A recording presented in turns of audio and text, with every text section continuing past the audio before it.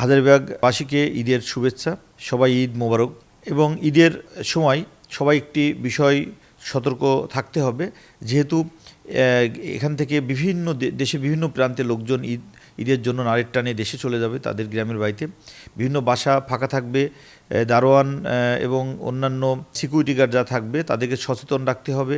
বিভিন্ন যারা বাসায় তালা লক করবেন, সেই তালাটি লক করার পরে চাবিটি কিভাবে রাখবেন, কার কাছে রাখবেন, এগুলো সতর্কতার সাথে আপনারা নিজেদের হেফাজতে রাখবেন। একই সাথে পার্শ্ববর্তী যারা থাকবে তাদেরকেও একটু সতর্কভাবে আপনাদের বাসা পাহারা দেওয়ার জন্য বলবেন এবং আমাদের সাথে যোগাযোগ রাখতে বলবেন। আমরা ঈদের সময় মানুষের বাসা যাতে চুরি না হয়, ডাকাতি না হয়, আমরা সর্বোচ্চ নিরাপত্তা দেওয়ার চেষ্টা করব। আমাদের সাথে থাকবেন, পাশে থাকবেন, পুলিশকে সহায়তা করবেন অপরাধ নিয়ন্ত্রণে, এই আশাবাদ ব্যক্ত করছি সবার কাছে। আপনার মূল্যবান সময় দেওয়ার জন্য আমাদের এই সময়ের পক্ষে আপনাকে অসংখ্য ধন্যবাদ।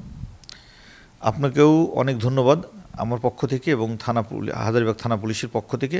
হাজারীবাগের সকল স্তরের জনগণকে ধন্যবাদ জানাচ্ছি আমাদের পাশে থাকার জন্য, হাজারীবাগ পুলিশকে সহায়তা করার জন্য, এবং সবাইকে ঈদ মোবারক।